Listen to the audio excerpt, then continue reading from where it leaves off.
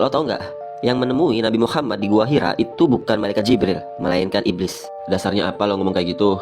Gini, logikanya, kalau memang waktu itu yang datang malaikat Jibril, kenapa Nabi Muhammad ketika itu merasa ketakutan melihat Jibril? Harusnya kan Nabi Muhammad tidak takut. Karena, bukankah wujud malaikat itu indah? Bukan menyeramkan. Jadi jelas Nabi Muhammad tertipu oleh iblis. Karena waktu itu yang datang iblis, bukan malaikat Jibril. Jadi gini, gue terangin ya, biar lo ngerti dan terang benderang hati lo. Dengerin baik-baik. Sebelum Nabi Muhammad SAW diangkat jadi Nabi dan Rasul, Nabi Muhammad SAW sering melakukan khalwat atau menyendiri di Gua Hira. Aktivitas menyendiri ini disebut juga tahanuts. Jadi, beliau pergi dari keramaian dan menyendiri di suatu tempat. Di masa itu, bukan hal yang aneh karena tahanuts merupakan tradisi orang Arab atau kalangan keturunan Nabi Ismail. Adapun menyendirinya Rasulullah itu untuk beritikaf atau beribadah bukan bertapa. Karena banyak yang bilang juga nih, Nabi Muhammad di Gua Hira sedang bertapa.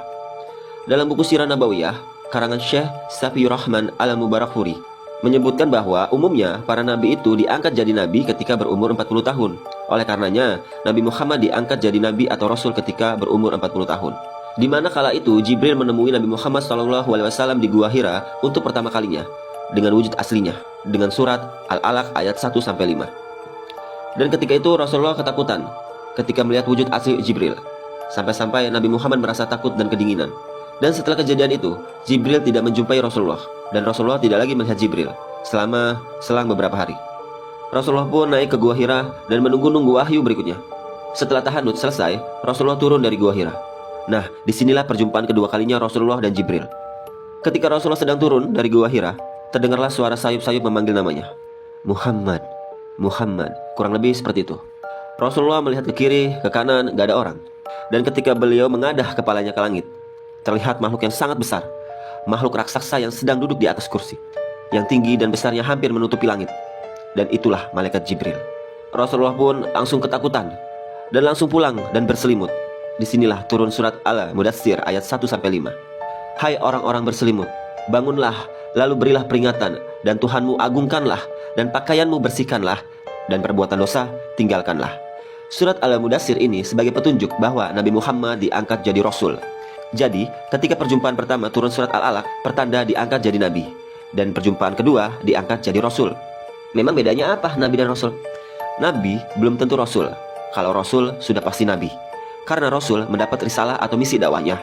Makanya mereka disebut Rasulullah atau utusan Allah. Semenjak turun wahyu surat Al-Mudaththir inilah, wahyu datang secara berturut-turut. Dan Rasulullah pun tidak lagi menyendiri di Gua Hira. Karena diberi tugas untuk menyebarkan wahyu atau ajaran agama Islam. Kembali ke pertanyaan lo tadi, apa benar yang datang itu bukan malaikat iblis? Jadi, di era Rasulullah, orang-orang menganggap bahwa malaikat itu seperti makhluk humanoid, makhluk berwujud manusia tapi bukan manusia. Digambarkan wajah yang tampan dan bersayap, dan wanita yang cantik dan bersayap. Tidak ada digambarkan yang menyeramkan. Memang, malaikat itu bisa menyerupai manusia dengan wajah yang rupawan. Kadang juga malaikat bertemu dengan Nabi menyerupai sahabat Nabi. Hal ini tertulis dalam buku Rahasia Alam Malaikat, Jin dan Setan. Dituliskan bahwa, aku melihat Jibril, dan ternyata orang yang paling mirip dengannya adalah Dihya. Hadis riwayat Muslim dan At-Tirmidzi. Tapi, kondisi saat bertemu Nabi pertama kali itu dengan wajah asli. Jadi wajar Rasulullah ketakutan dan menggigil. Walaupun kita menganggap bahwa malaikat itu sosok yang indah, bahkan dalam seni Kristen itu malaikat sosok yang indah. Tapi, deskripsi makhluk langit dalam Alkitab jauh dari kata indah. Contoh, serafim. Yesaya ayat 1-8. Bahwa serafim ini makhluk langit yang punya 6 sayap. 2 menutupi wajah, 2 menutupi kaki, dan 2 lagi digunakan untuk terbang.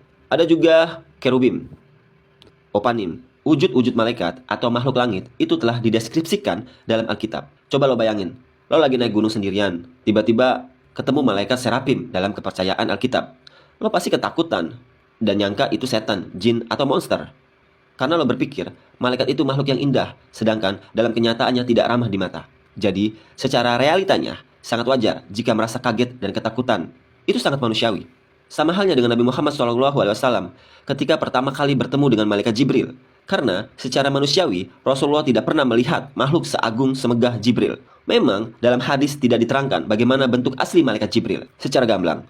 Melainkan disebutkan malaikat Jibril memiliki 600 sayap dan setiap sayap mampu menutup cakrawala. Hadis riwayat Imam Ahmad. Namun, dari deskripsi itu kita akan kaget jika bertemu malaikat Jibril pertama kali sendirian di gunung.